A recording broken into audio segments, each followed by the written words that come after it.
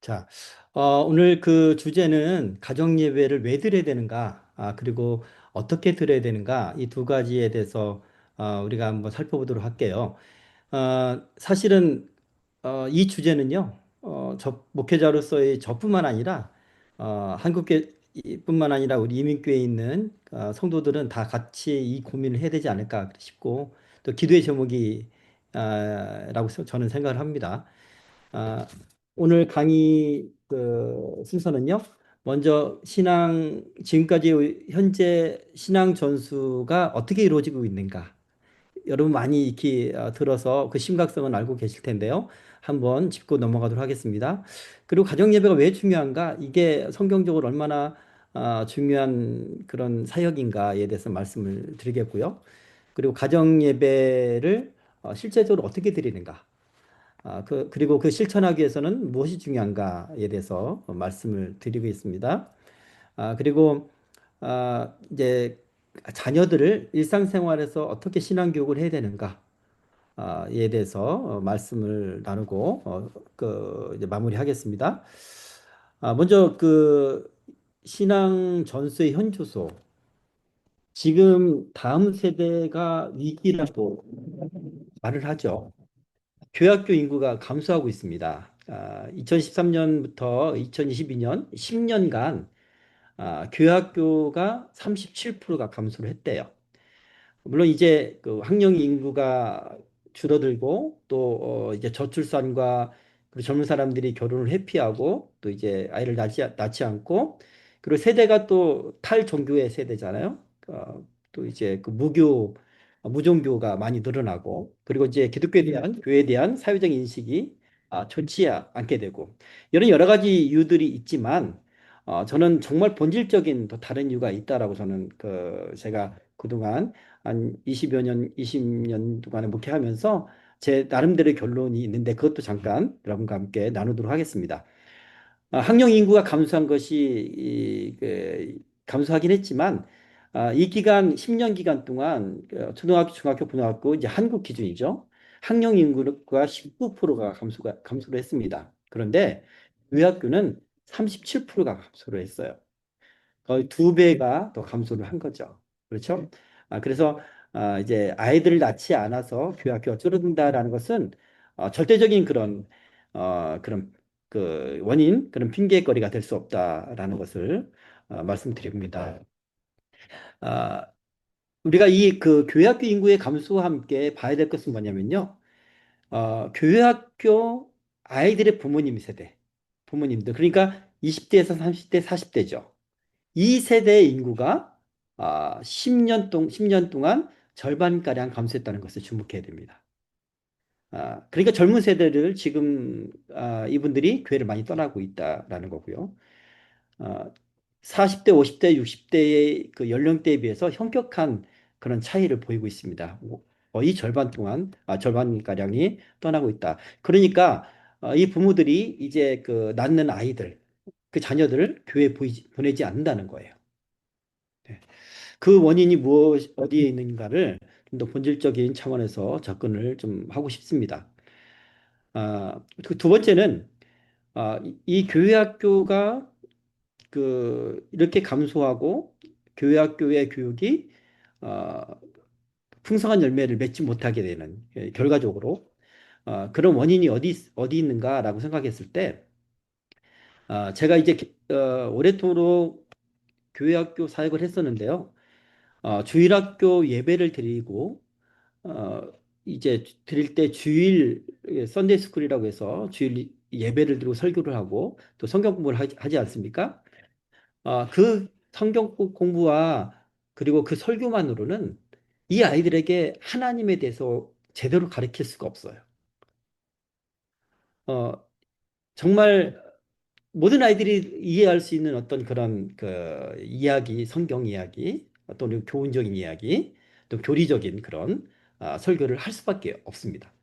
하나님의 성경 창세기부터 요한계시록이 이르기까지 하나님의 모든 속성과 또 하나님의 사랑과 하나님이 이스라엘과 또 그 하나님의 사람들에게 어떻게 역사하셨는지 그것을 온전하게 가르칠 수가 없습니다. 이거는 물리적으로 불가능한 일입니다. 그래서 우리가 뭐 성경학교도 하고 주제별로 이제 그런 그 어떤 성경의 한 부분을 다루기도 하고 또 수련회 때는 아이들이 이제 집중적으로 이제 기도해서 하나님 경험케 하고 이런 일들이 있잖아요. 그렇게 하나님을 경험하고 그리고 이런 사람들은 그래도 신앙을 지켜나가는데 그럼에도 불구하고 많은 사람들이 많은 아이들이 이제 그 고등학교 올라갈 때 거의 어마어마한 숫자가 고등학교로 올라가지 않고요. 왜냐하면 입시를 준비를 해야 되니까. 그리고 대학교 가면 더 교회를 나오지 않게 된다는 거예요. 자, 교회학교 교육에는 한계가 있다라는 말씀을 드리고 싶은 겁니다.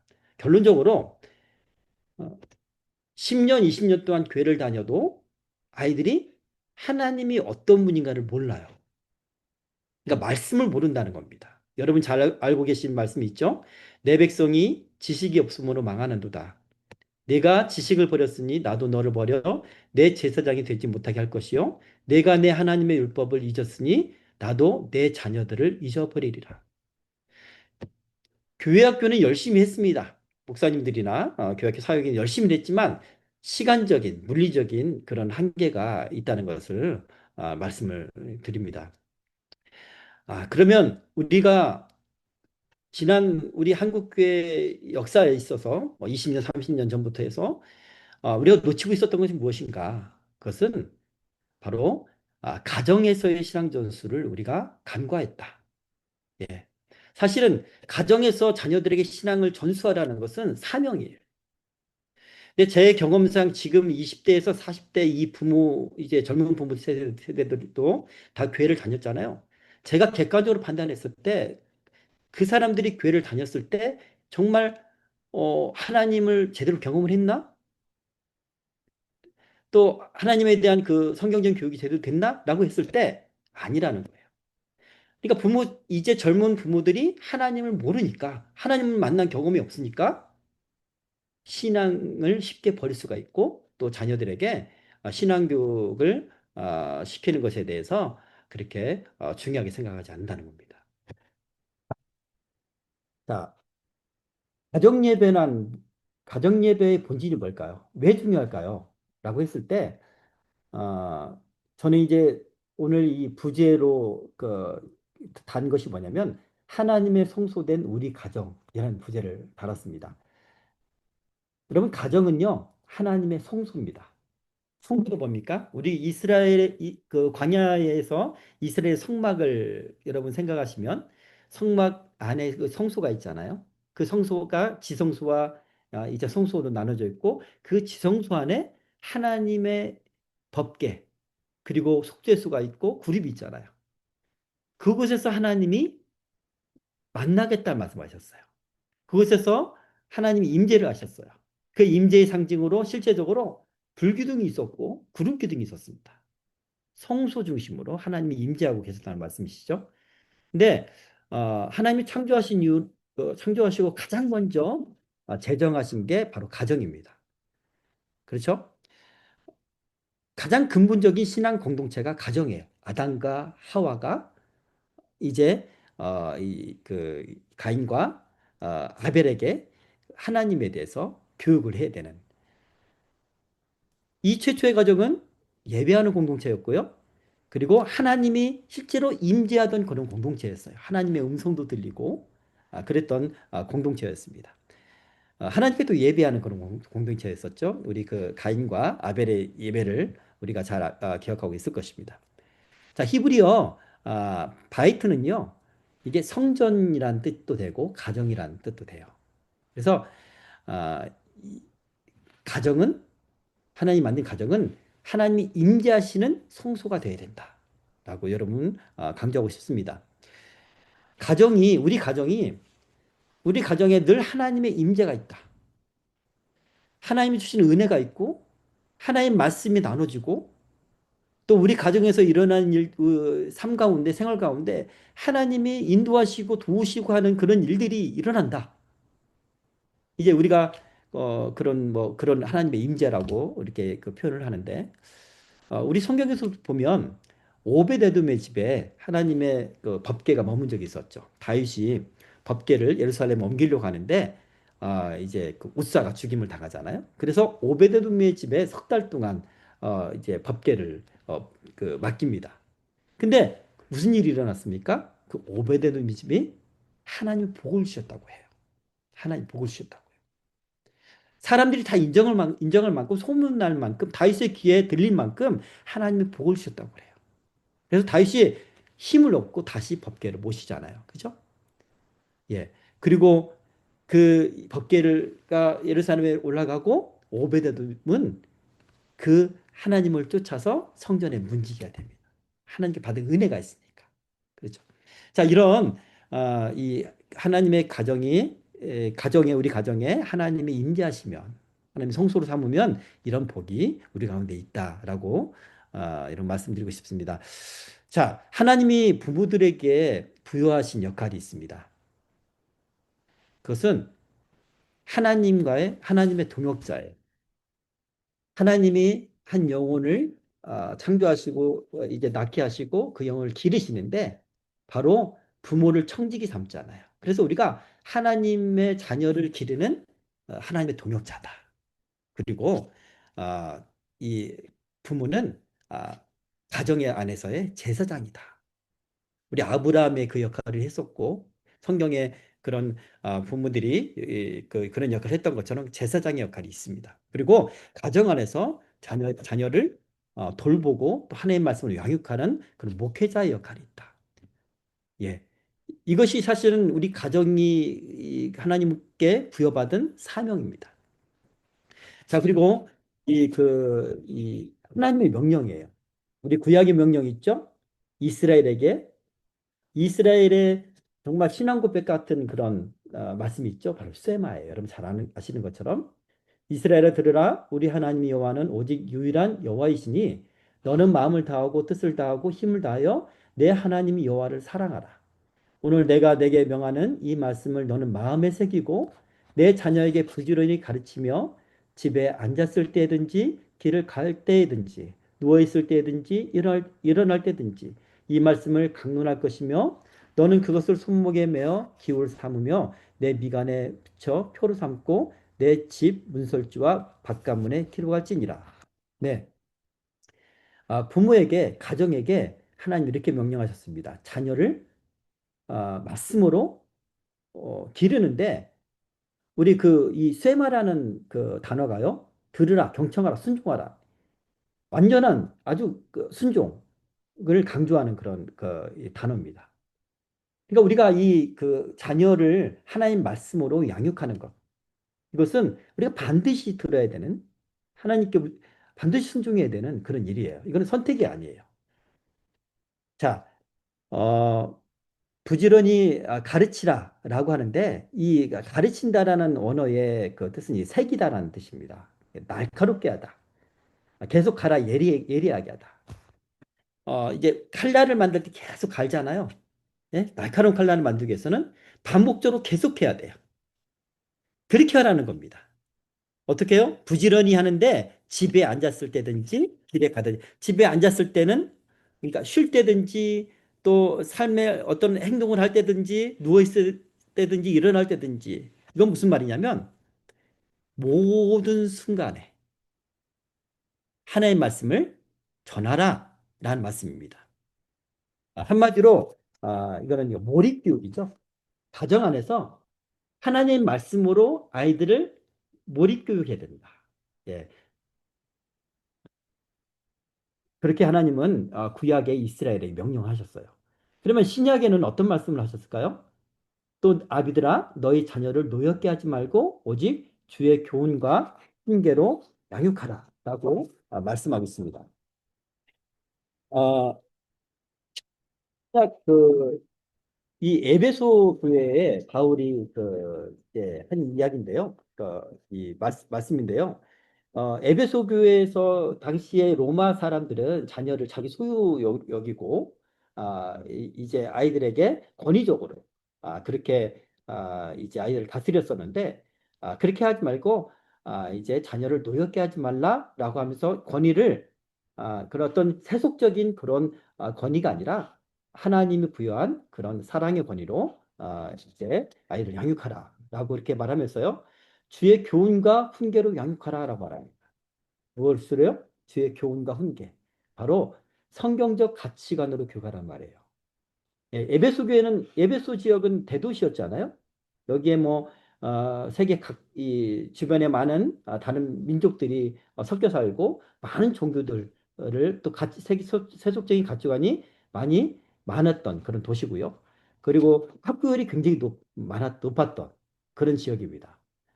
그런 지역에서 이 아이들이 다른 가치관이나 세계관이나 다른 지식에 빼앗기지 말고 성경적 가치관으로 양육하라.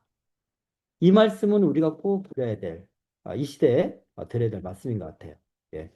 어, 우리가, 그, 제가 아까도 말씀드렸지만, 지금 젊은 세대가 된 그 많은 사람들, 이 교회를 다녔던 친구들이, 어, 사실은 교회를 다니긴 하지만, 세속적인 가치관, 그렇죠?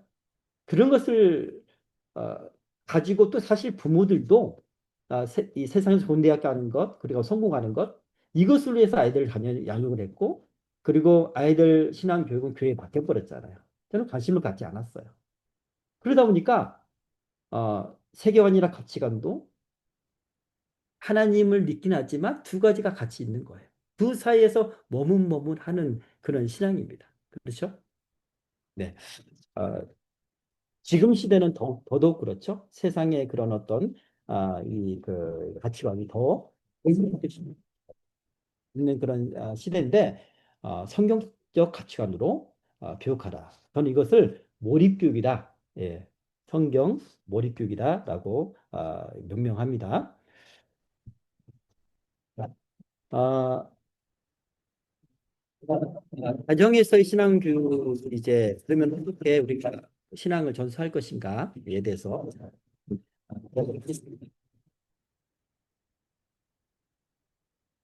음,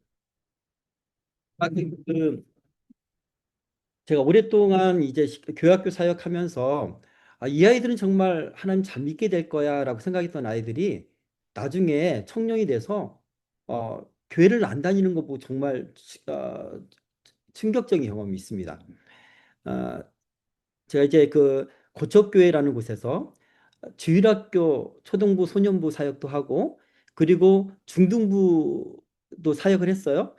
그때 초등부 했던 애들이 이 그 중등부까지 같이 이렇게 저랑 같이 있었던 아이들이라서 이 아이들은 정말 하나님에 대해서 많이 내가 이야기를 했고 그리고 수련회 때도 은혜도 받고 했던 그런 아이들이어서 제가 나중에 사임할 때 이 아이들은 정말 하나님께 붙어 있을 거야 라고 생각했던 아이들이 있었는데 결과적으로 그 아이들 가운데 그 신앙 훈련을 받던 아이들 가운데 많은 아이들이 교회를 나가지 않더라고요. 제가 한국에 있을 때 어느 날 두 아이가 저를 찾아왔습니다. 찾아왔는데 먼저 그 한 여자아이는 운둔형 외톨이가 되어 있는 거예요. 거의 그 나이가 한 30 가까이 되는데 운둔형 외톨이가 되어서 자기 방에서 나가질 않아요. 이 대학도 자기가 원하는 대학을 가지 못해서 그 이제 어떤 그런 상처도 있고 그런 것들이 이제 그 신앙이 강하지 못하니까 이겨내지 못하고 이제 가정 안에 갇혀서 날마다 지내는 정신과 치료를 받고 정신과 약을 먹어야 잠을 잘 수 있는 그런 아이였어요. 근데 이 아이가 어느 날 저를 찾아와서 목사님, 제가 이렇습니다. 너 교회 나가니? 안 나간다는 거예요. 언제부터 안 나가니? 고등학교 졸업하고부터 안 나가기 시작했대요. 저는 그래서 충격적이었는데 그때부터 이 아이와 상담을 하는데 야, 너 나랑 같이 성경 공부하지 않을래? 라고 했어요. 그래서 그 아이는 서울에 있고 집은 저는 이제 용인이 집이어서 그 거리가 너무 멀어서 그 우리 그 이 실시간 줌으로 그렇게 성경 공부를 했어요. 그리고 또 어느 날 한 아이가 또 왔어요. 이 아이는 어떤 아이냐면 중학교 때도 이게 늘 반주를 하고 정말 착하고 항상 예배 반주를 하던 아이였어요.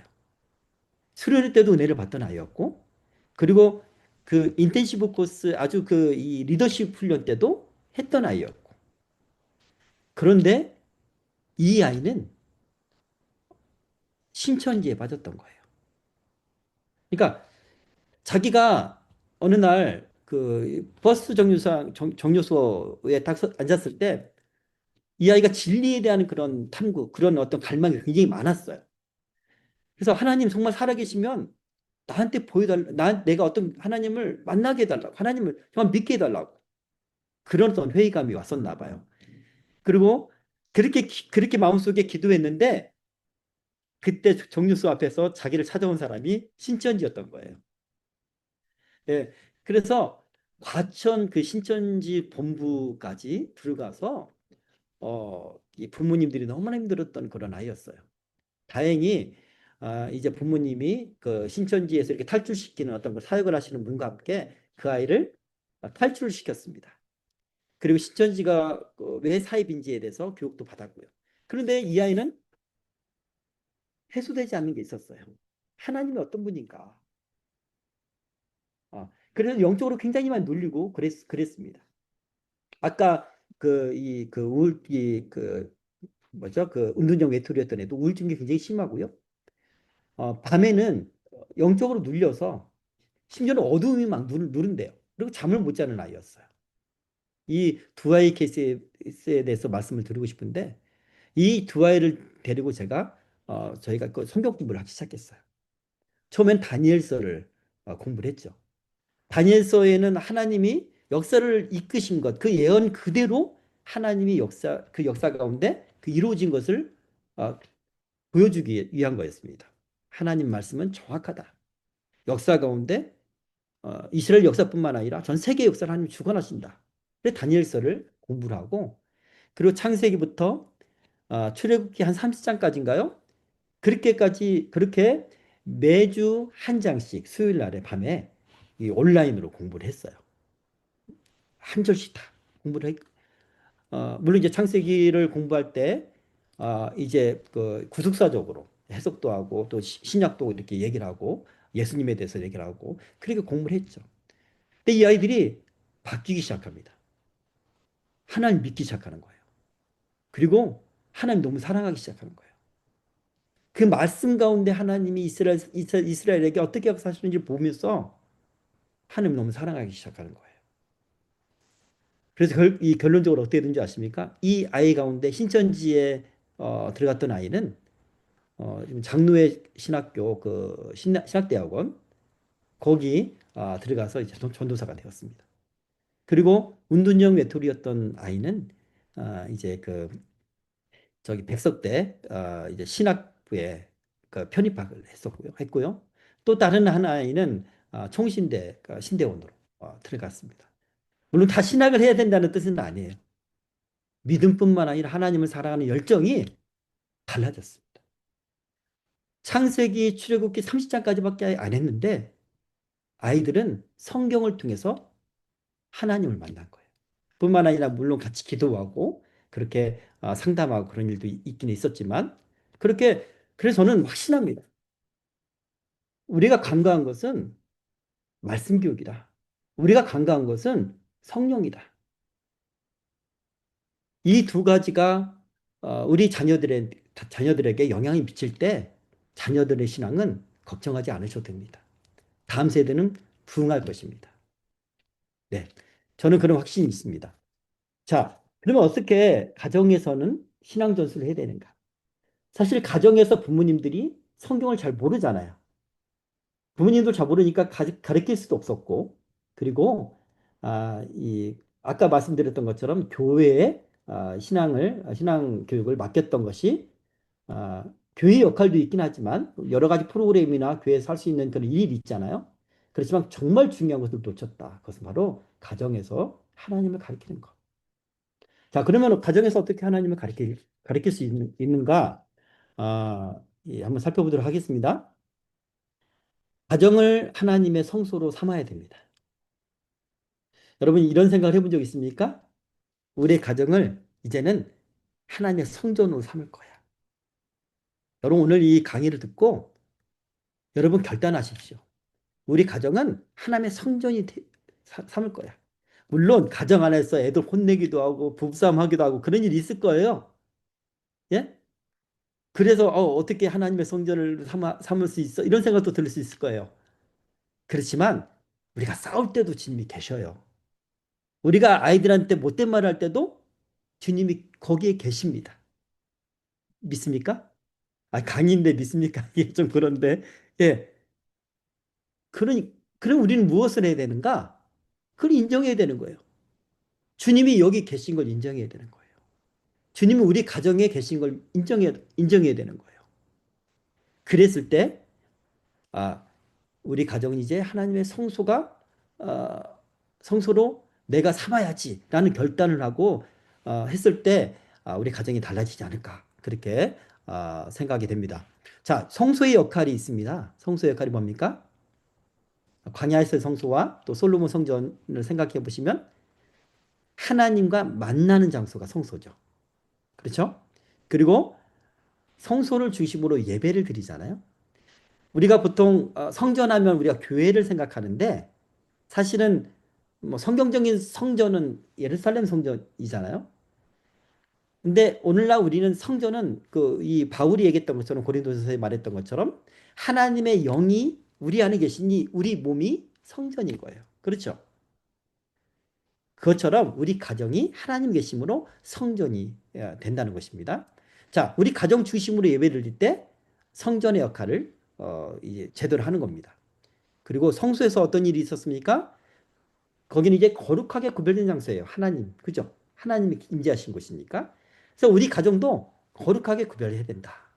그리고 교육과 교훈의 터다, 공동체의 구심점이다. 라는 겁니다. 자, 이 성소 안에서 또 가정 안에서 이제 교육이 되어야 되고요. 그리고 이스라엘 백성들은 성소를 중심으로 공동체가 연결이 되고요. 그리고 한 가지 기도 제목으로 나아가고 또 그들의 삶, 그들의 앞길을 그렇게 걸어갔습니다.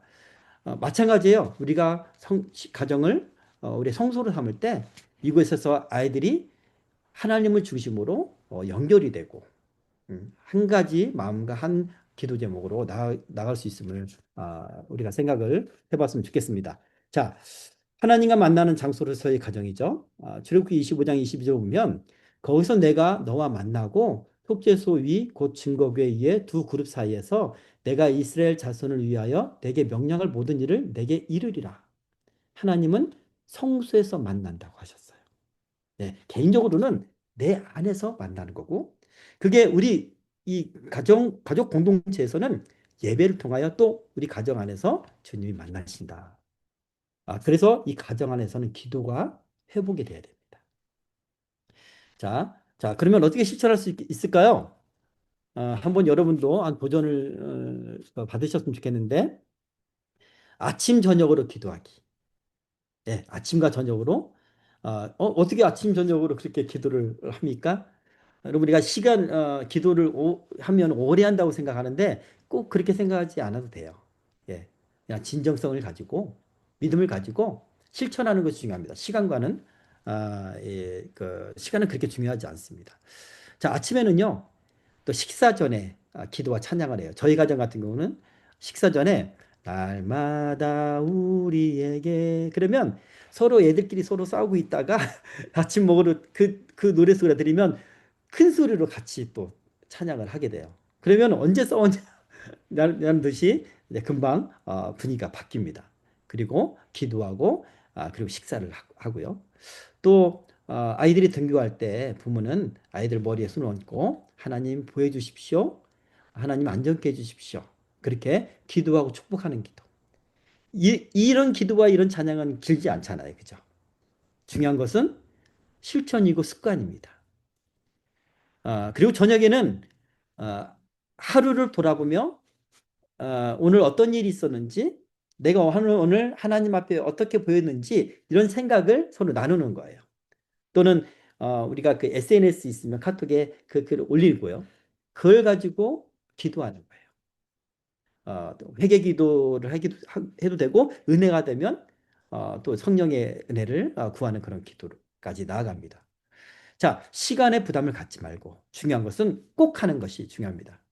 왜 아침 저녁 기도를 하느냐? 아침 저녁이라는 하는 것은 하루 종일을 말하는 겁니다. 그 순간만 하지만 실제로 성소에서도요. 하나님 명령하신 것이 있습니다. 제사장들한테 출애굽기 30장 7절 8절 보면 아론이 아침마다 등불을 손질할 때 그것 위에 향기로운 향을 사를 것이며 또 저녁 때 등불을 켤 때에도 향을 사를지니 대대로 여호와 앞에 끊이지 아니하게 할지어다.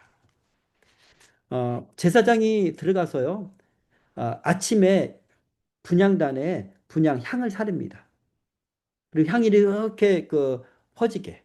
그리고 저녁 때도 등불을 이렇게 켤 때 향을 또 사릅니다. 아침과 저녁으로. 성경을 보면 이 향은 성도의 기도라고 그래요. 그 향을 통해서 하나님의 임재를 또 나타나기도 하고요. 중요한 것은 아침 저녁 한다는 것은 뭐 24시간 계속 그 향을 피우는 게 아니잖아요. 상징적으로 온종일을 말합니다. 온종일 우리 가정은 하나님께 기도합니다. 하나님의 임재를 구합니다. 그런 의미로 우리가 아침과 저녁 기도를 실천했으면 좋겠습니다. 자, 그리고 제가 저도 이제 좀 잘 안 되는 때도 있긴 하지만 제 요일별로 이제 저녁 때 이제 그 기도하는 그런 주제들을 이렇게 좀 나눠봤거든요. 월요일 날은 주로 이런 일을 합니다. 그 우리 책 보면은 그 자녀를 축복하는 기도문이나 이런 것들 있잖아요. 여기 가족을 축복하는 물맷돌 기도문 이거 제가 한 건데 어, 어쨌든 좀 부끄러우니까 여러분 읽지 마시고요. 이 기도문 중에 정말 하나님의 은혜를 구하고 우리 가정을 위한 그런 복음적인 그런 기도문을 택하셔서 자녀를 축복하는 그런 기도문을 낭독하는 것. 이것도 훌륭한 기도예요. 요일. 중요한 건 오늘 저녁에는 항상 매일 저녁에는 가족이 함께 모여서 하나님 앞에 어, 예배를 한다. 이렇게 이런 습관이 아이들에게 길러지는 것이 정말 중요하니까요. 자, 화요일 날은요. 자녀들의 친구 관계에 대해서 서로 얘기를 해요. 괴롭히는 아이, 또 친구하고 어떤 일이 있었는지 이런 얘기를 서로 합니다. 그리고 그러면 이제 부모님들이 거기에 대해서 잠깐 멘트를 하고 코멘트를 하고 그 친구를 위해서 기도하기도 하고 그리고 아이가 상처를 받았으면 그것을 위해서 기도하기도 하고 이렇게 간단한 기도로 하루를 마치는 거예요. 자, 수요일 날은 이제 그 함께 찬양하는 날이에요. 아, 이 아이들인데 제가 좀 결혼이 늦어가지고 아이들이 좀 많이 어립니다. 근데 이 아이들이 어, 그냥 자기들이 나와서 이 찬양을 노래하면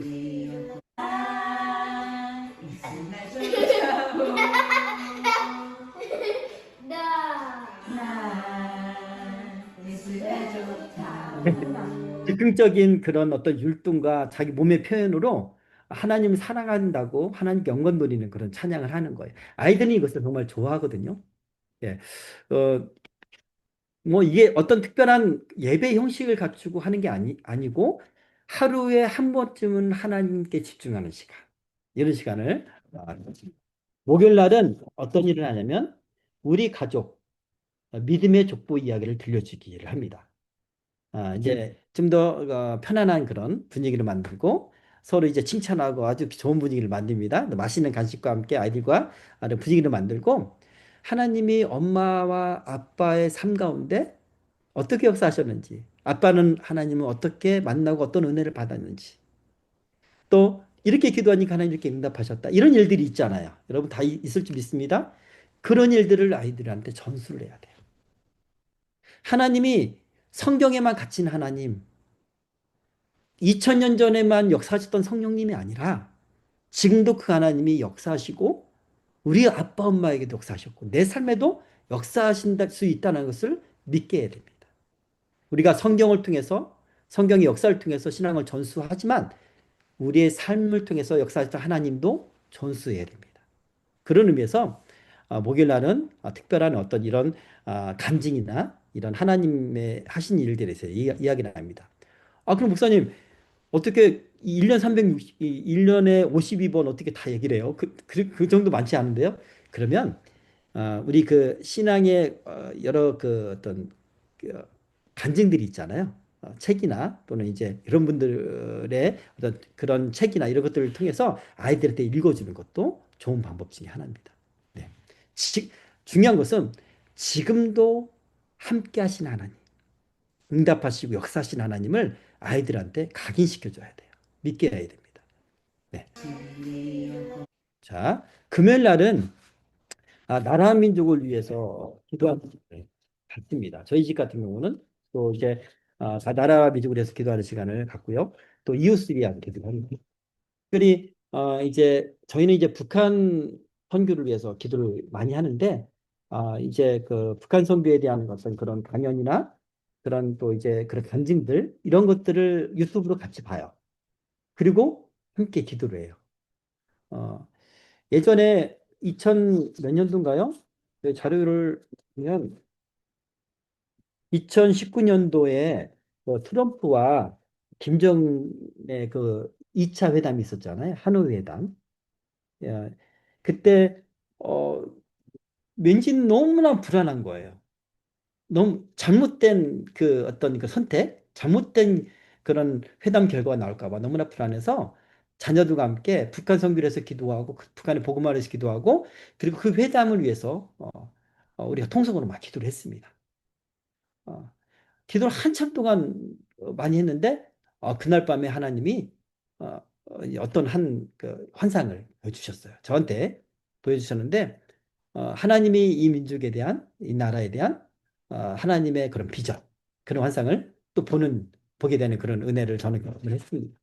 그리고 저희가 기도 제목이 그였습니다. 하나님 이분들이 이 두 사람이 아주 순전한 그런 의도와 선한 의도로 하는 것이 아니고 또 잘못된 그런 결과 하나님께서 원하시지 않는 결과가 나올 수가 있는데 하나님 그렇다면 막아주십시오. 회담이 결렬되게 해주십시오. 그렇게 기도를 했거든요. 근데 마침 트럼프가 갑자기 그 회담을 이제 회담이 깨어지는 결과를 보게 되었습니다. 그러면서 하나님 우리 기도를 참 들으신다라는 것을 아이들이 다시 한번 느꼈고요.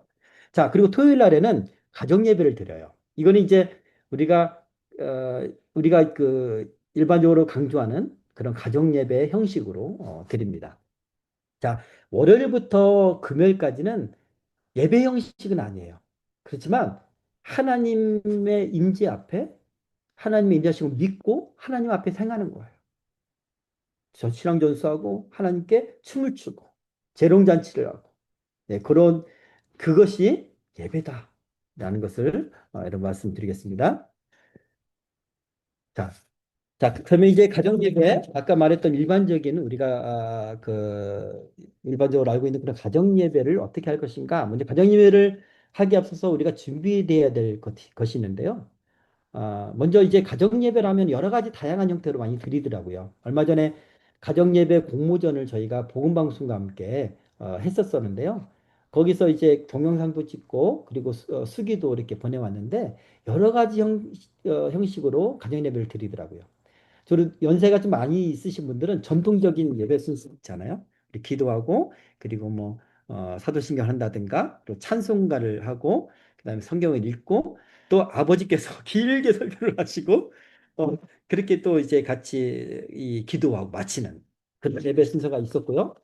또 어떤 가정은 성경을 통독해요. 어, 성경이 한 장씩 그 일주일에 한 번씩 통독을 같이 하는 거예요.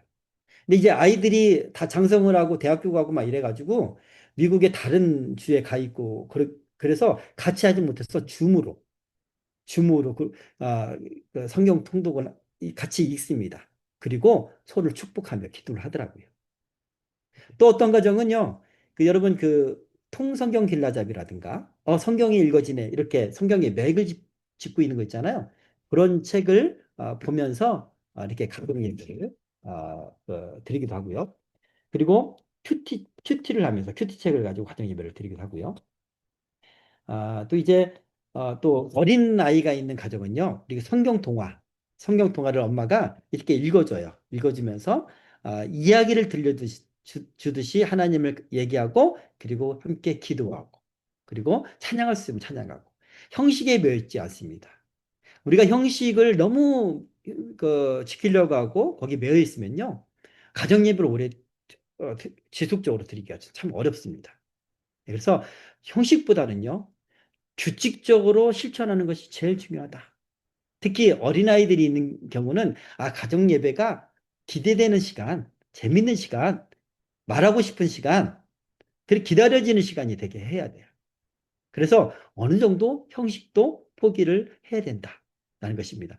그렇게 했을 때 나중에 제대로 된 형식으로 예배도 드릴 수 있겠죠. 중요한 것은요, 형식과 상관없이 하나님을 중심으로 해서 모일 때 그것이 예배라는 것을, 이런 우리 인식의 전환이 정말 중요하다는 것입니다. 자, 두 번째, 가정 예배 순서의 핵심적인 요소는 여러분 다 아시듯이 말씀을 읽는 것, 그 다음에 나누는 것, 대화하는 것, 말씀 읽고, 그리고 기도하고 찬양하는 것. 이 네 가지 요소가 가장 중요한 핵심적인 요소입니다. 가정 예배를 하기 위해서 전제적인 조건이 있어요. 준비될 조건. 뭐냐면, 삶의 가장 우선순위에, 일상생활의 가장 우선순위가 가정 예배가 돼야 돼요. 무슨 일이 있어도 나는 가정 예배 시간에 맞춰 집에 들어갈 거야. 물론 이제 직장 생활하다 보면 좀 어렵잖아요. 그럴 경우는 엄마가 중심으로 하기도 하고, 출장을 가거나 또 자녀들이 멀리 떨어져 있으면 줌을 통해서 요즘 원격을 하잖아요. 그렇게 가정 예배를 드릴 수 있습니다. 꼭 그 시간은 예배를 드린다. 여러분, 아브라함은 하나님의 부르심을 받고 가는 곳마다 옮길 때마다 가장 먼저 도착했을 때 했던 일이 바로 제단을 쌓는 일이었어요. 예, 예배를 가장 우선으로 해야 된다라는 거고요. 또 가정 예배를 우리가 드릴 수 있을까? 우리 지금 이 분위기가 좀 이렇고, 드리다 보면 또 애들한테 잔소리할 것 같고 분위기가 안 좋아질 것 같은데, 이런 염려 마시고요. 나는 강하, 나는 나는 꼭 가정 예배를 드릴 거야. 이런 결단이 좀 필요해요. 여호수아가 이스라엘 백성들한테 얘기를 하잖아요. 만일 여호와를 섬기는 것이 너에게 좋지 않게 보이거든 너희가 섬길 자를 오늘 택하라. 오직 나와 내 집은 여호와를 섬기겠노라. 이렇게 강한 의지. 우리 집만큼은 하나님을 모시는 그런 이 하나님의 성전이 되게 하겠노라. 라는 강한 결단이 먼저 준비되지 믿습니다. 네. 그리고 가정 예배를 드릴 때는요, 우리가 일단 집에서 드릴 때는 그런 장소를 선택해야 되는데, 주로 이제 거실에 이렇게 모여서 이렇게 둘러 앉을 수 있는 곳, 그리고 이제 주로 식탁에 둘러 앉아서 할 수 있는 것이 좋습니다. 가능한 방해 요소가 없는 것. 네. 예를 들어서 가정 예배를 드리기 위해서 뭐 그 간식을 준비한다든가, 그래서 엄마가 늦게 온다든가, 간식은 별로 중요한 거 아니에요. 예배를 드리는 게 중요한 거니까. 그리고 나서 나중에 간식을 나누어도 좋을 것 같습니다. 자, 참여도 높이는 것이 정말 중요한데요. 참여도를 높이기 위해서는 예배 시간이 고정돼야 돼요. 예를 들어서 뭐 저녁 7시다, 7시 반이다 하면 꼭 그 시간은 우리 예배 드리는 시간이다라고 생각이 머리에 각인돼야지 참여가 가능합니다. 자, 그리고 자녀들에게 역할을 분담하세요. 저도 이제 목사지만 그러니까 설교라는 의미보다는 말씀을 이렇게 전하는 건데, 그것을 아이들한테 맡기기도 합니다. 아이들이 너무 신나서 목사처럼 막 이렇게 하기도 하고 그래요. 자, 그러면 아이들이 뭘 알고 설교를 할 수 있나? 자, 뒤에 다 나옵니다. 기대하시고요. 찬양 인도할 때 이 멘트, 또 기도할 때 그 기도 인도, 이것도 아이들한테 맡기면요. 아이들이 부모님한테 보고 배운 것이 있어서 그대로 합니다. 예. 자, 가정 예배 드리기 위해서 우리가 갖춰야 될 것이 준비물이 있는데요. 음, 특별히 예배 시간이라는 것을 나타내기 위해서 저는 이제 이 테이블에 이렇게 우리 스탠딩 십자가 조그만 거 있잖아요. 그것을 하나 딱 갖다 놓습니다. 그게 데코로서 갖다 놓는 거죠. 그렇게 예배 시간이라는 것, 우리 마음 가운데 구별해야 된다는 의미에서 이렇게 갖다 놓고요. 그래서 성경과, 그리고 우리 PCC에서 가정 예배를 잘 드릴 수 있도록 슬라이드를 만들었어요. 그것을 매주 저희가 업데이트를 하거든요. 그것을 따라서 할 수 있도록 이제 이 랩탑이라든가 타블렛 또는 이제 휴대폰하고 이렇게 미러링 되는 모니터 있잖아요. 그런 것을 앞에다 두고 그것을 보면서 가정 예배를 좀 있습니다. 자, 가정 예배는 너무 길면 안 되겠죠. 가장 좋은 시간이 10분에서 20분이라고 합니다. 예. 자, 순서는 저희가 우리 PCC 저희는 이제 생명의 삶에서 저희가 생명의 삶과 협력을 해서 생명의 삶의 가정 예배 순서가 있거든요. 가정 예배 인도자 가이드도 있어요. 그것을 저희가 업데이트를 합니다. 그것을 토대로 우리가 슬라이드도 만들고 하는데 그 순서가 이렇습니다. 먼저 기도하기, 찬양, 그다음에 성경 읽기, 말씀, 나눔, 감사하기, 예, 그리고 기도, 주기도문, 가족 미션 이렇게 순서가 많이 있는데 저희가 준비한 슬라이드를 따라서 하면 지루하지 않고 잘 진행할 수가 있습니다. 네. 보통 이제 기도는 이따가 제가 슬라이드를 제가 좀 보여드리겠는데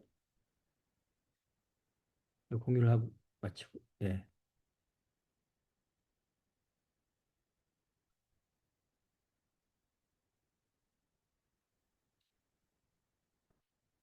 예.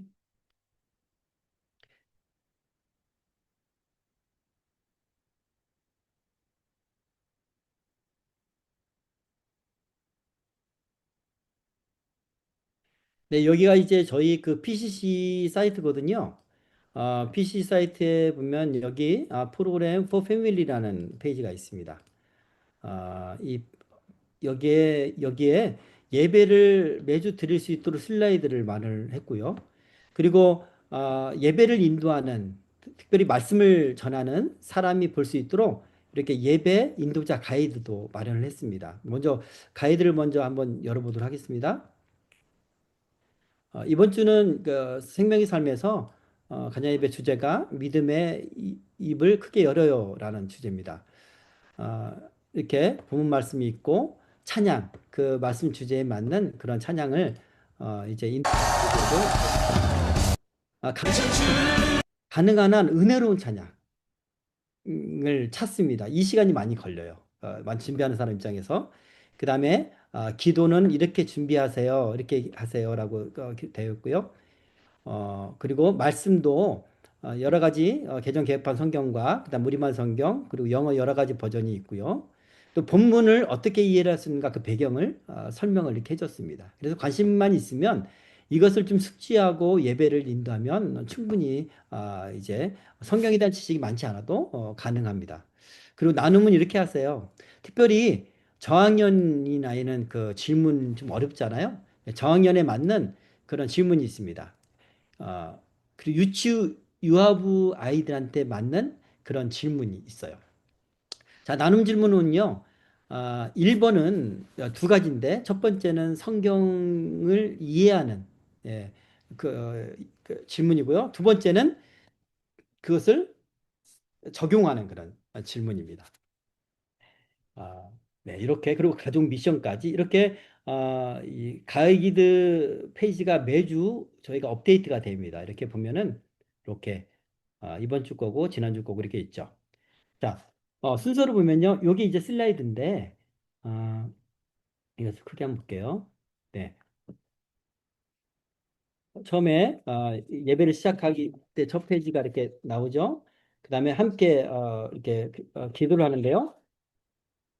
먼저 그 기도할 때 한 목소리로 같이 읽어도 괜찮고요. 또는 이제 아이들과 부모님이 순서를 맡은 대로 이렇게 돌아가면서 이번 주는 뭐 아버지, 다음 주는 또 자녀 이런 식으로 해가지고 이제 기도 순서를 이걸 읽도록 합니다. 읽으면서 아멘 하면 되고요. 그 다음에 아까 우리가 공유했던 찬양을 이렇게 할 수가 있습니다.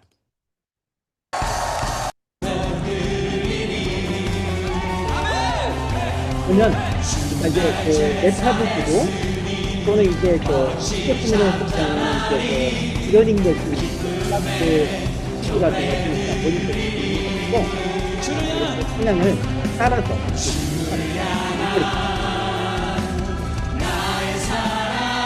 그리고 예 다시 그리고 이 어린 찬양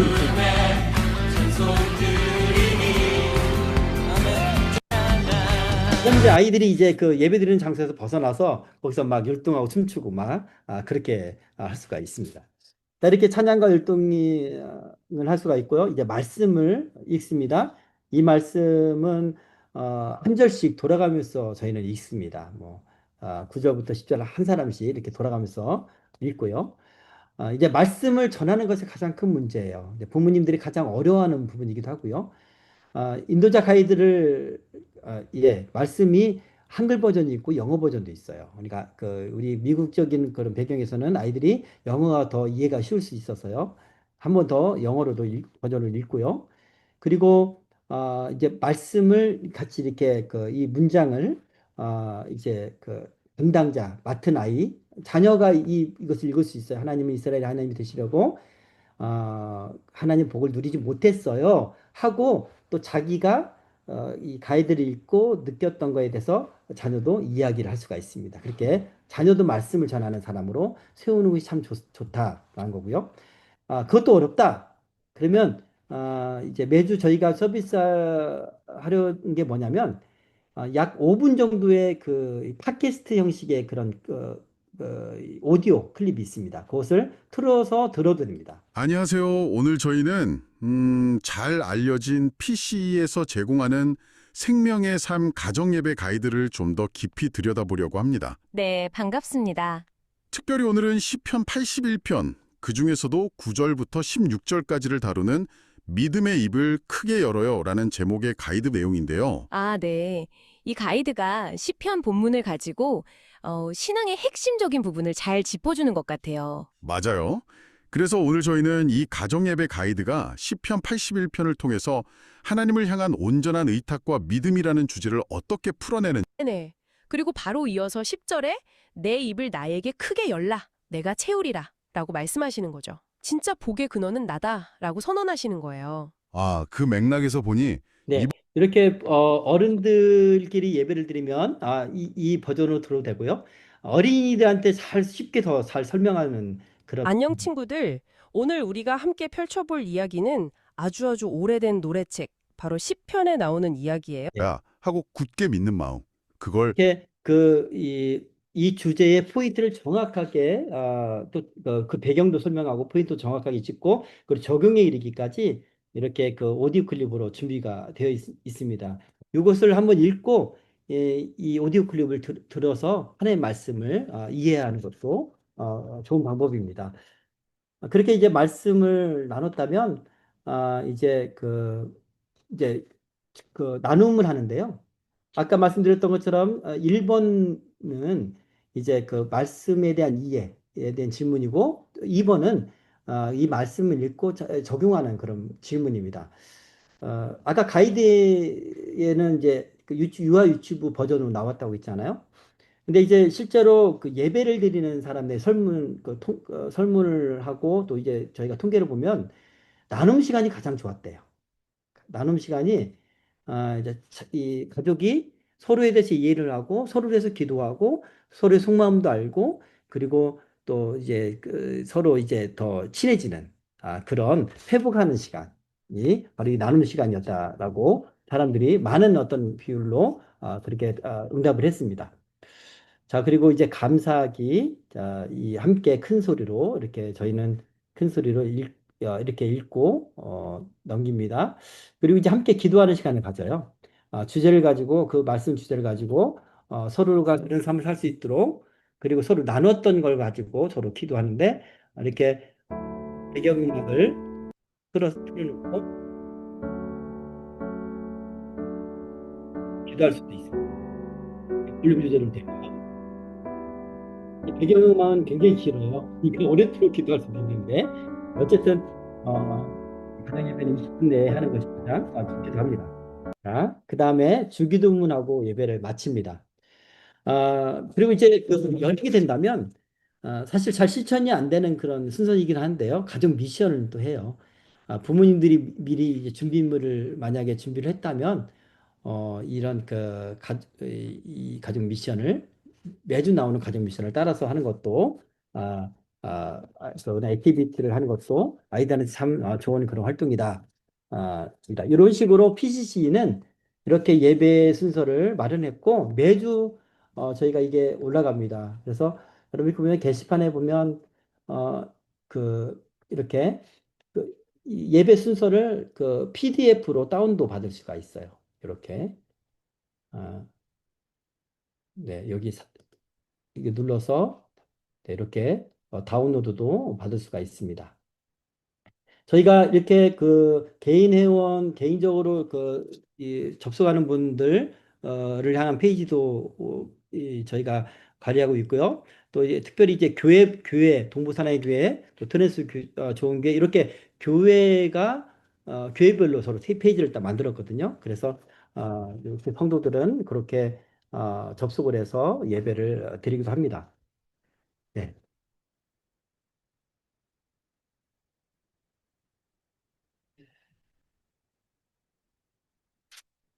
네. 예배 순서는 네. 그리고 이제 이렇게 예배를 드리고요. 아까 제가 서두에 말씀드렸던 것처럼 가정 안에서 신앙교육, 몰입 이 교육을 해야 된다고 그렇게 말씀을 드렸잖아요. 아이들의 일상 가운데서 하나님과 연결을 시켜줘야 됩니다. 그러니까 제가 이게 청소년 사역을 하면서 중점적으로 했던 것 중에 하나가 플래너 교육이었어요. 아이들은 아이들은 학습이나 친구 관계에서 아이들의 영적 상태가 나오거든요. 아이들 정서적인 상태도 나오고. 근데 그것을 교사들이 아이들의 그런 일상을 모르기 때문에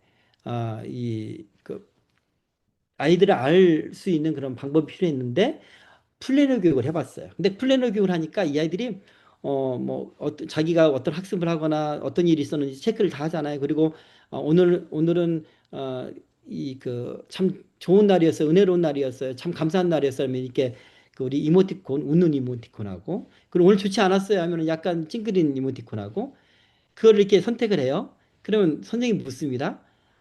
왜 오늘은 이모티콘이 이렇게 슬프지? 라고 물으면 아이가 이런 일이 있었어요. 라고 얘기를 해요. 그러니까 한마디로 이 플래너는 아이들을 들여다볼 수 있는 창이 되는 거예요.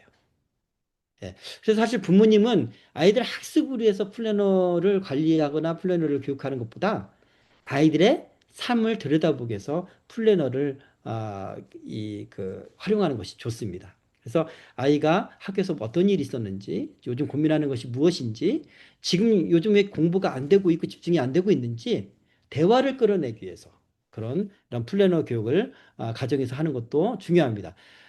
특별히 또 이제 일상 속에서까지 하나님이 관여하시도록 그렇게 인도하는 것이 중요하고요. 그래서 요즘 플래너는 구글 어플도 있고 그리고 노션이라는 그런 플랫폼도 있고요. 이런 것을 활용하시면 될 것 같고요.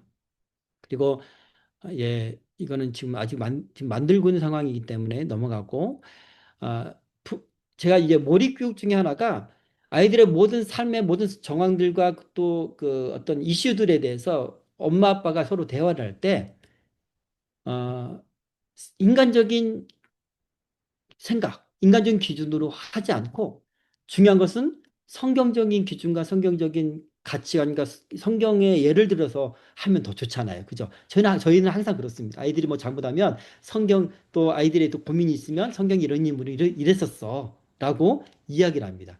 그러면 성경을 잘 모른다, 부모가. 요즘 좋은 도구가 있어요. 뭘까요? 예, 챗 GPT가 있잖아요. 아이가 저희는 성경을 잘 모르시면 모르는 부분들은 아이가 이런 상태야. 이랬을 때 정말 성경 중심적인 어떤 대답을 하고 싶은데 추천해줘. 본문을 추천해줘 하면 쫙 추천해줘요. 그중에서 정말 적합한 말씀을 골라서 아이들한테 줄 수가 있는 거예요. 이런 식으로 모든 어떤 상담이나 모든 아이들 교육 양육하는 데 있어서 하나님 말씀과 연결을 시켜줘야 된다. 그랬을 때 아이들의 이 가정이 정말 이 가정 안에서 몰입 교육을 할 수가 있고요. 그리고 성수된 그런 가정, 하나님 인지하는 그런 가정을 우리가 만들어갈 수가 있다라는 것입니다. 자, 말씀을 제가 정리하겠습니다. 우리가 놓쳤던 것은 뭐냐면 가정에서의 신앙 전수예요. 이것을 놓쳤기 때문에, 간과했기 때문에 다음 세대가 없는 것입니다. 여러 가지 사회적인 그런 환경적인 요인도 있긴 하지만 그것보다 더 본질적인 것은 하나님 명령하셨던 그런 가정의 역할을, 또 부모로서의 사명을 하지 못했기 때문에 그래요. 그래서 다시 본질로, 지금은 하기 어렵지만 이런 툴들이 많이 있잖아요. 여러분을 돕고 있으니까 이것을 활용해서 가정 예배부터 하고 그렇게 실천해 나갔으면 좋겠습니다. 가정을 하나님의 성소로 만드십시오. 믿음으로. 그렇게 선포하고 만드는 것이 아주 중요합니다. 이를 위해서 우리 PCC에서는요, 가정 예배뿐만 아니라 가정에서 부모님들이 신학을 하지 않는 부모님들이 아이들의 신앙 교육을 할 수 있는 그런 여러 그 프로그램이나 그런 자료들을 개발하고 제공할 그런 계획에 있습니다. 그러고 있고요. 자, 그리고 이게 저희 그 첫째입니다. 첫째 아이인데, 요거는 그 이 팻말은요. 아까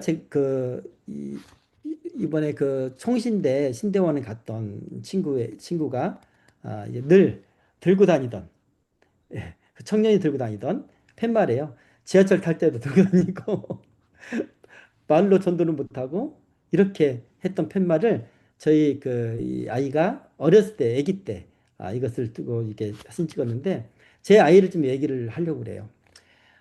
제가 2014년도에 부목사 사역을 급작스럽게 이제 사임하게 되었어요. 그리고 사임하게 되고 다음 임기가 결정이 안 된 상태에서 살 집이 없게 되어서, 저희가 이제 뭐 목회자니까 돈이 없잖아요. 이제 한 3천만 원 정도 은행에 대출을 받았어요. 받고 그걸 가지고 어떻게 집을 구해야지 해- 하고 찾았던 곳이 용인, 처인구 좀 약간 시골 같은 그런 동네였어요. 거기 그곳이 근방에서는 가장 싼 곳이더라고요. 여러 집을 다녔는데 한 집을 다녀와서 하나님이 저와 아내에게 동일한 꿈을 주셨어요. 그건 뭐였냐면 그 집에서 예배하는 장면이었어요. 그래서 같은 시간에 똑같은 꿈을 주셨기 때문에 하나님의 뜻으로, 명령으로 받아들였습니다. 그래서 그 집에서 예배를 드리라는 거구나 라고 생각을 했어요. 그리고 그 집으로 이제 이사를 갔죠. 이사 가기 전에 이제 저희가 생활도 해야 되니까 제가 이제 교육 선교가 또 이제 목표가 있기도 하고, 그 지역에서 공부방이나 이런 것을 통해서 이제 생활도 하고, 또 이제 가정 예배, 가정 교회도 시작을 하고, 이렇게 준비를 해서 다 플랜카드나 이런 그 전단지도 만들고 해서 준비를 했죠. 그리고 이사를 했어요. 근데 하나님 허락지 않으시는 거예요. 노력하는 것마다 막으시는 거예요. 그래서 먹고는 살아야 되니까 아르바이트를 하려고 해도 하나님이 막으시는 거예요. 여러분, 그 기간이 3년이었어요. 3년 동안 월세 60만 원씩 내야 되었었고요. 생활비까지 포함하면 약 300만 원이 필요했어요. 그런데 저희가 대출받은 금액은 전부 은행에 이제 그 집에 보증금으로 잡혀 있고, 통장에는 하나도 없는 그런 상태가 3년이었어요. 주머니에 10,000원이 있었던 적이 거의 없었어요. 다음 달에 월세를 어떻게 낼 수 있을까 예상할 수 있는 것이 하나도 없었어요. 일부 알바도 하긴 했지만 지속되지 않았어요. 그것을 하나님은 예배하고 말씀을 연구하기를 원하셨어요. 근데 그 기간 너무나 신기한 일은요, 그 3년 동안 월 300만 원 정도가 필요한데 하나님이 전혀 다른 방법으로 다 채우셨어요. 동일한 방법은 단 한 번도 없었습니다. 이스라엘에게, 이스라엘 광야의 40년 동안 하나님이 먹이셨던 것처럼, 저는 지금도 내 삶을 아시고 우리의 냉장고 안에 어떤 재료가 있는지, 뭐가 부족한지까지 아시는 하나님이, 하나님께 순종하는 그런 삶, 주님께서 살아계셔 역사하신다는 것을 체험을 했습니다. 3년 동안. 어, 그래서 저희가 예배와, 우리 가정 안에서 예배와 말씀, 또 말씀 가리키는 것, 그리고 주변 용인에 어마어마한 그런, 용인이 가장 이 절이 많거든요. 그곳에 전도하는 일, 이런 일을 주로 했어요.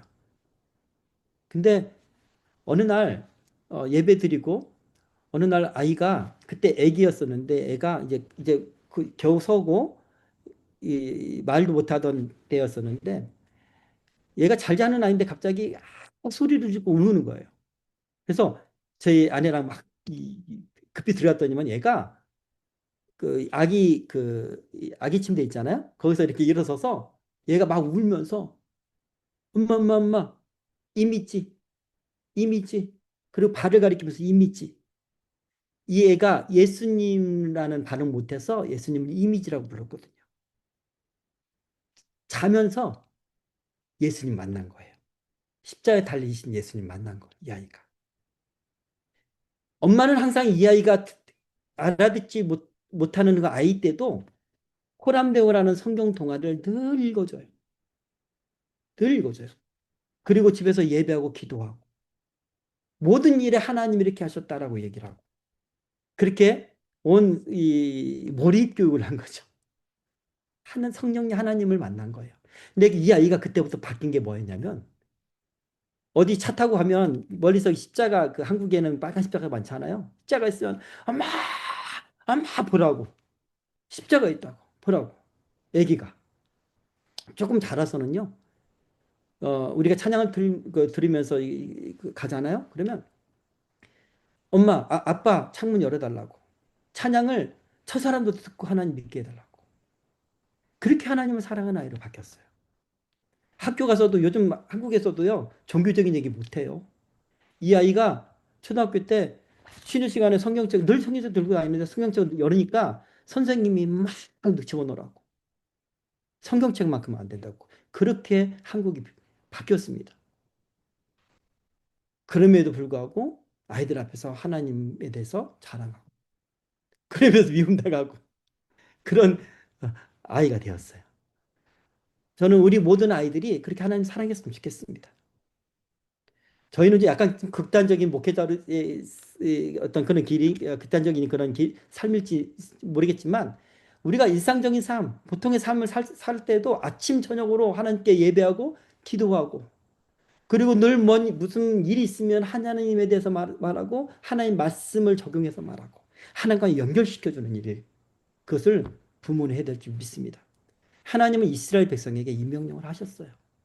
이 명령을 앉든지 일어서든지 눕든지 나가든지 활동할 때도 하나님의 말씀을 강론하라. 이 말씀 믿으시죠? 예. 네. 이렇게 오늘 강의는 마치도록 하고요. 시간이 많이 좀 흘렀는데, 네. 혹시 예, 전사님 혹시 몇 시까지 해야 될까요? 이제 9시까지 한 조금 더 여유는 있을 것 같습니다. 네네네네. 혹시 가정 예배에 대해서 혹시 질문이 있으시거나 하실 말씀이 있으시면, 아, 그, 예, 듣도록 하겠습니다.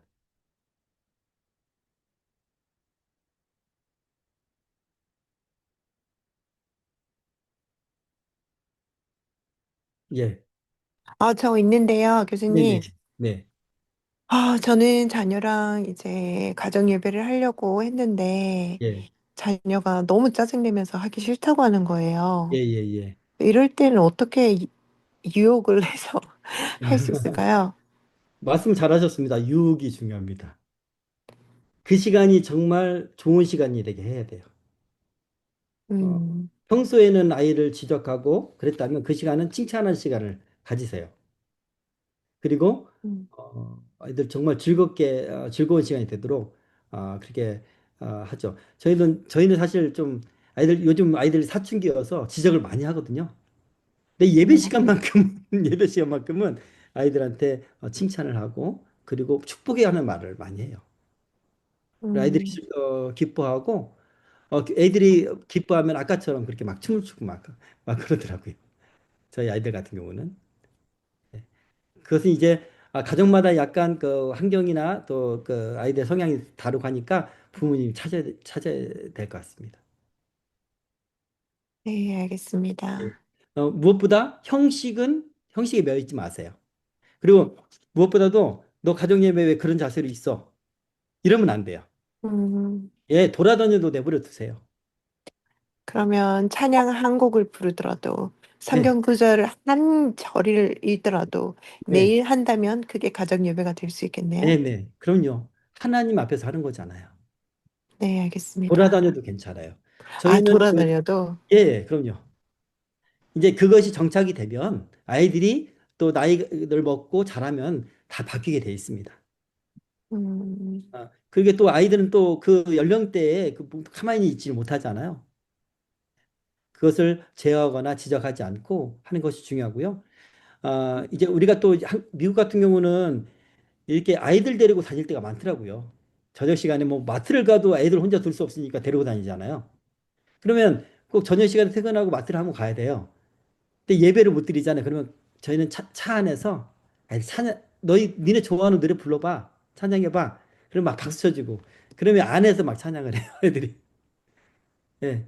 그리고 엄마가 또 이제 믿음의 멘트 하나씩 해주고. 그게 예배예요. 그게. 우리 가정의 하나님을 주인으로 모시고 주님 앞에서 행하는 일들이잖아요. 그죠? 네. 가정 예배는 형식이 아닙니다. 예. 질문 그렇게, 드려도 될까요? 네네네. 예, 저희는 애들이 컸어요. 네. 30살 넘었고, 예, 남편도 교회는 다니나 가정 예배까지는 조금 힘든데, 그럼 저 네. 혼자라도 할까요? 그렇죠. 이제 그래도 아이들은 같이 하자면 하기도 하니까 아이들과 같이 하면 이 뭐야 그 남편도 어느 순간인가는 하게 될 거예요. 저는 그걸 믿거든요. 아까 하나님 말씀에 능력이 있어서 사람을 변화시키는 것처럼 저도 이 자녀를 기르다 보니까요. 우리가 자녀의 어떤 그런 죄된 부분들이 있잖아요. 속성들, 고쳐지지 않는 것들. 그런 것들을 성질이 급해서 막 혼내고 또 비난하기도 하고 그러잖아요. 그리고 막 서로 마음 상하고 아이들도 분내고 그걸로는 아이들은 안 바뀌더라고요. 그래서 어, 방향을 바꾼 게 뭐냐면 하나님 말씀을 아까 우리 예배서 말씀처럼 하나님 말씀을 이렇게 원하라. 그러면 이게 갈아서 날카롭게만 사람을 바꿔요. 하나님 말씀 능력이 있다고 저는 믿습니다. 그것을 아까 제가 여러분 믿으시라고 아까 청년 이야기를 한 거예요. 말씀으로 애들이 변하더라고요. 그 안에는 하나님 능력이 있어서. 예, 그리고 또 하나, 나 한 사람이라도 예배를 드려서 하나님이 임재하도록 가정을 그렇게 하면요. 하나님 임재하시잖아요. 성령님이 계시잖아요. 어둠이 물러가고, 예, 불신앙이 물러가고, 마음도 바뀌게 돼요. 믿지 않는 남편도 영적 존재입니다. 모든 영혼은 하나님을 바라게 돼 있습니다. 그렇죠? 모든 영혼은 믿지 않는 사람도. 그러니까 믿음을 가지고 지속하는 것이 중요합니다. 네, 감사합니다. 네. 자, 더 이상 없으시면 우리 기도 함께 하고요. 우리 잠깐 우리 할 수 있으면 마이크를 좀 켜시고 우리 통성으로 하나님 우리 가정을 하나님의 성소가 되게 하십시오. 하나님 살아계신 하나님이 2000년 전에 성령으로 역사하셨던 것처럼 지금도 그 성령 하나님이 우리 가정에 역사하셔서 이끌어 주십시오. 우리 자녀를 보호하실 뿐만 아니라 하나님의 사람으로 자라게 해주십시오. 우리 손주들 하나님의 사람으로 자라게 해주십시오. 우리 가정 예배가 회복될 수 있도록 해주십시오. 우리 함께 우리 통성으로 함께 기도하겠습니다. 사랑의 하나님 아버지, 하나님 아버지, 하나님 아버지 우리가 여러 가지 이렇게 중요한 귀한 일들 우리 세상 살아가면서 또 에서 자녀를 양육하면서 우리 각 중요한 교회들이 일들 이렇게 가정 예배 우리가 하나의 됨을 참으로 함께 알게 하시고 어려워서 깨닫게 하시니 자녀의 미래가 감사합니다. 걱정되어서 하나님 하나님 아버지 다른 것을 더 자녀들이 채우려고 정말 하나님 간과했던 것이 교회 있습니다. 젊은이들이 교회를 하나님 다니고 제가 하나님 하나님 아버지 주님에 대하여 그래서 전하지 못했고 주께서 하나님 말씀을 은혜를 내려 양육하지 주의 이 못했고 가정이 정말 거룩한 하나님 아버지 하나님 우리가 하나님을 믿음으로 예배하며 하나님 아버지 아버지 자녀를 자녀들이 양육하기보다는 정말 그 하나님 가운데 세상의 또 그런 아버지의 지식과 하나님 그런 세계관으로 믿음의 유산을 자녀에게 인간적인 그런 하나님 교육을 하나님 하지 아버지 않았습니다. 인도하시고 함께 하시고 하나님 아버지 그 모든 것들은 할렐루야 주변에 아이들의 마음 하여 영혼 주시고 가운데 마음 오늘 가운데 특별하게 하나님 교회를 부어주시고 목사님 하나님 아버지 말씀을 저희 아이들을 가지고 통하여서 원하보다 주시고 붙잡아 주님의 주시고 하나님 victory 아버지 결단하기 원합니다. 목사님께서 하나님 우리의 그리고 가정이 성소가 그 되게 저희들이 하나님 많은 없이 그런 아침과 아버지 저녁으로 불교들이 또 많은 아니 모든 가정들이 시간이 하나님께서 주님을 임재하시는 시간 될 예배하면서 수 있도록 하나님 하나님 결단할 수 있도록 인도하여 말씀을 주시고 아버지 받을 하나님 수 실천할 수 도와주시고 있도록 특별히 도와주시고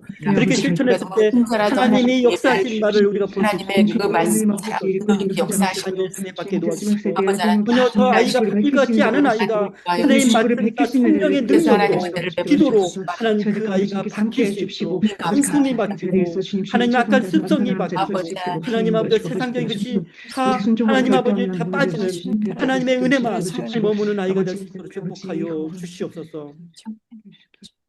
살아계신 하나님 아버지 감사드립니다. 부족한 입을 통하여 또 원하시는 바가 무엇인지를 전하게 했습니다. 아멘 하나님, 주님께서 원하시는 바는 우리 아이를 괴만 맡기라는 것이 아닙니다. 부모에게 자녀를 맡기셨음을 믿습니다. 그것은 주님의 명령이라는 것을 다시 한번 깨닫습니다. 그 명령에 하나님 우리가 순종할 수 있도록 주님 축복하여 주시옵소서. 우리가 결단했을 때 우리 가정에 임재하여 주셔서 하나님 우리의 예배를 받으시고 우리의 찬양을 받으시고 아버지 하나님께 정해서 드리는 그 모든 시간들을 받아 주시옵소서. 아멘 그래서 우리 자녀의 삶이 하나님 주님을 가장 우선을 여기는 삶, 주님의 인도함을 받는 삶, 세상이 감당할 수 없는 그런 삶, 세상이 줄 수 없는 그 복을 하나님으로부터 누리는 그런 삶을 살 수 있도록 축복하여 주시옵소서. 아멘 자녀로 인하여 하나님 친구가 바뀌고 교회가 바뀌고 또한 아버지 세상이 바뀌는 가정이 살아나서 다음 세대가 다시 부흥되는 역사가 한국교회와 이 미주 한인교회에 있게 하여 주시옵소서. 아멘 감사드리며 예수님의 이름으로 기도합나이다. 아멘 감사합니다. 감사합니다 교수님 네, 우리 귀한 강의 전해주신 목사님께 우리 감사의 박수 드리겠습니다. 또 주님께 모든 영광을 올려드립니다.